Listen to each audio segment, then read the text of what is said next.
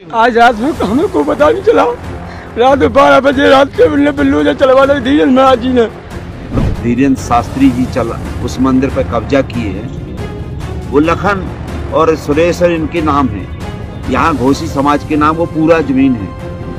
हमारी जमीन छुड़ा रहे हैं तब रजिस्ट्री करवा रहे तो जान से मार देंगे हम। बागेश्वर धाम के पास बड़े बड़े लोग जितने यहाँ के शासन प्रशासन के मंत्री संतरी हैं, उनके तलवे चाटते हैं। धीरेन्द्र शास्त्री के नाम से इतना डरता है क्योंकि कई वहाँ मौतें हो चुकी हैं।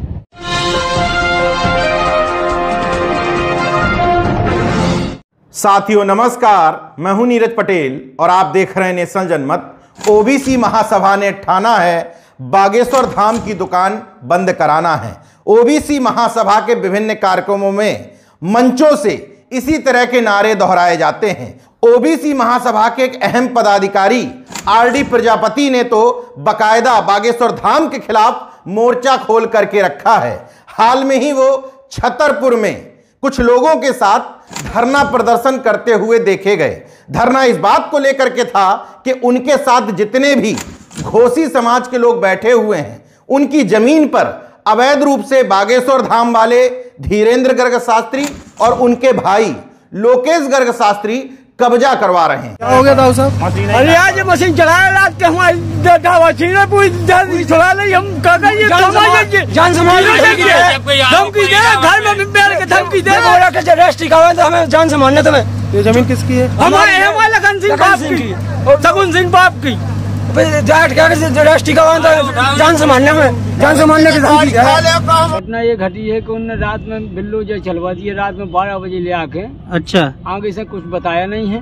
हाँ। एकाएक मशीन लगा के हमारे ढाबा गिरा दिया है। ये कोई धमकी देता है कि हमारे नाम कराओ नहीं तो हम जान से मार देंगे। धीरेन्द्र शास्त्री जी उस मंदिर पर कब्जा किए हैं। वो लखन और सुरेश इनके नाम है। यहाँ घोसी समाज के नाम वो पूरा जमीन है।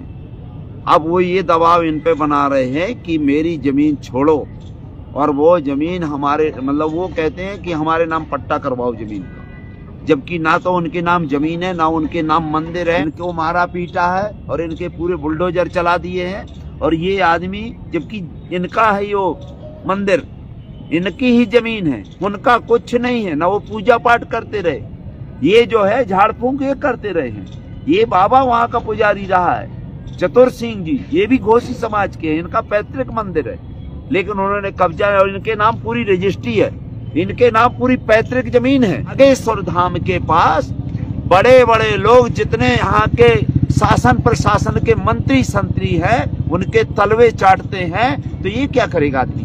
पूरे भारत में कोई भी बागेश्वर धाम के नाम से, धीरेन्द्र शास्त्री के नाम से इतना डरता है क्योंकि कई वहाँ मौतें हो चुकी।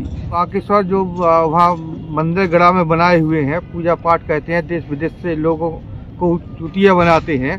इसलिए हमने इनके पूरे सहयोग के लिए, जब तक इनको जमीन नहीं मिलेगी तब तक हम यहाँ से कलेक्ट्रेट के सामने से धरना नहीं हटाएंगे।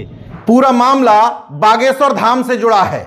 ग्राम सभा का नाम है गढ़ा, थाना का नाम है बमीठा छतरपुर। इन तमाम लोगों का संतोष सिंह घोष, लखन सिंह घोष, सुमेर सिंह घोष एक ही परिवार के हैं तमाम लोग। इनका आरोप है कि हमारा खसरा नंबर 229, जिस पर पहले बागेश्वर धाम की नियत गलत थी, किसी काम के लिए हमसे कहा कि हम यहां मंडप लगवा लेते हैं। धीरे धीरे धीरेन्द्र कृष्ण शास्त्री ने अपना दरबार लगाना भी यहीं शुरू कर दिया और अब इनके आसपास जो इन लोगों ने अपने ढाबे दुकान बना रखी थी, किसी तरीके से जीवन यापन करने की व्यवस्था कर रखी थी, देर रात में बुलडोजर बुला करके वो तमाम जगह तोड़ दी गई।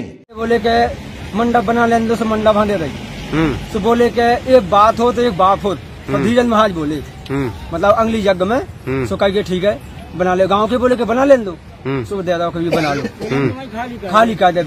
इसके बाद अपने आप मतलब मंडप गए चागा उनसे क्या कह के हारेगा महाराज मिटा लो, आप हाँ अपनी दुकान लाई देखन दो। बोले हाउ फिर अपने आप गए चागा उनने मिटा लिया। और जैसे मंडप गिरो तो फंक्शन लगा दी। संतोष सिंह घोष का आरोप है कि जब इससे पहले धीरेन्द्र कृष्ण शास्त्री ने अपने प्रभाव का इस्तेमाल करके पटवारी द्वारा हमारी टपरी तोड़वाई थी, तब हम राजनगर कोर्ट गए थे और कोर्ट से इस खसरा नंबर 229 पर स्टे मिला हुआ है। फिर भी मुझे मेरे भाई को बुला करके धमकाया गया और एक बेहद महत्वपूर्ण बात कही गई, तुम जिनसे शिकायत करते हो वो हमारे चरणों में पड़े रहते हैं। बिल्कुल ठीक बात कही है और हकीकत है कि इस परिवार को जल्दी इंसाफ नहीं मिलेगा। इंसाफ मिलना तो छोड़िए, किसी स्थापित या कॉरपोरेट दलाल भांड मीडिया में हिम्मत नहीं है कि इस खबर को दिखा तक सके।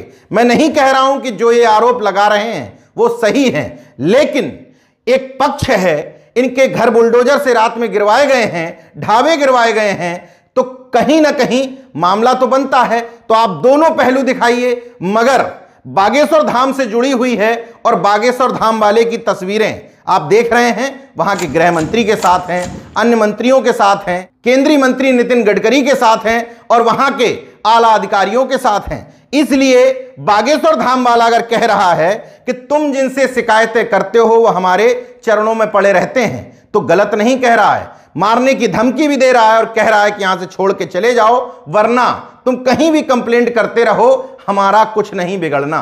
नेशनल जनमत से बातचीत करते हुए आरडी प्रजापति जी ने बताया कि 6 नवंबर को, क्योंकि मैं कुछ प्रोग्राम पहले से दे चुका था, वरना मैं पूरी तरीके से इस परिवार के साथ अनिश्चितकालीन हड़ताल पर बैठा रहता, लेकिन 6 नवंबर को यह तमाम कार्यक्रम निपटाने के बाद मैं फिर से इस परिवार के साथ धरने पर बैठूंगा और इनको इंसाफ दिलवा के रहूंगा। ओबीसी महासभा के महेंद्र सिंह लोधी ने कहा कि इसी तरीके से लोगों को मूर्ख बना करके, बरगला करके बागेश्वर धाम ने अपनी ताकत बढ़ाई है, लेकिन ओबीसी महासभा पूरी तरीके से इन परिवारों के साथ खड़ी है और इस धरना स्थल पर ओबीसी महासभा के पदाधिकारी समय समय पर जाकर इस परिवार का समर्थन करेंगे। नेशनल जनमत ना ये कह रहा है कि ये सही बोल रहे हैं, गलत, लेकिन पूरे पहलू की जांच होनी चाहिए। इतना तो सही है कि अगर बागेश्वर धाम इस मामले में सही है तो फिर रात में 12 बजे के बाद बुलडोजर भेजने की जरूरत क्यों पड़ रही है? बिना पुलिस प्रशासन के, बिना प्रशासन के अनुमति के या किसी बड़े अधिकारी की गैर मौजूदगी में किसके इजाजत से इनके तमाम ढाबे तोड़े जा रहे हैं, घर तोड़े जा रहे हैं? और ये जो परिवार राजनगर कोर्ट का आदेश दिखा रहा है उसको भी तो गलत नहीं कह सकते। अगर इस परिवार को स्टे मिला हुआ है तो कैसे आप धमका करके कह सकते हैं कि हमारे नाम जबरन रजिस्ट्री करो, वरना हम तुम्हें जान से मार देंगे? पूरे पहलू की विस्तृत जांच होनी चाहिए। ये कह तो सकता हूं, लेकिन कहूं किससे? किसकी हिम्मत है मध्य प्रदेश में कि इन तमाम बाबाओं के खिलाफ, ये तो खुद कहता है कि मैं बाबा नहीं हूं, ढाबा हूं, इस तरह के लोगों की जांच करवा सके? जहां मंत्री, शासन प्रशासन नीचे बैठ करके, हाथ जोड़ करके इनकी भक्ति में लीन रहता हो, वहां किससे इंसाफ की गुहार लगाई जाए? फिर भी देखना होगा कि ओबीसी महासभा के समर्थन के बाद यह मामला तूल तो पकड़ा है, कहां तक पहुंचता है, इस परिवार को क्या इंसाफ मिलता है, मुझे इसमें संदेह है। लेकिन इतना तय है कि ओबीसी महासभा के मुखर होने के बाद इस बागेश्वर धाम के खिलाफ जो लोग पहले आवाज नहीं उठाते थे, अब मुखर होकर के खड़े होने लगे हैं। उनको ओबीसी महासभा का साथ मिलने लगा है कि अगर बाबा तुम्हें डराएगा, धमकाएगा, गलत तरीके से सताएगा तो हम तुम्हारा साथ देने के लिए तैयार हैं। दुकानदारी एक दिन में खत्म नहीं होगी, लेकिन लोगों का हौसला बढ़ा है और लोग खुल करके इस फ्रॉडगिरी के खिलाफ बोलने लगे हैं। देखते रहिए नेशनल जनमत, जागरूक और सजग बने रहिए। जय विज्ञान, जय संविधान, जय लोकतंत्र। धन्यवाद।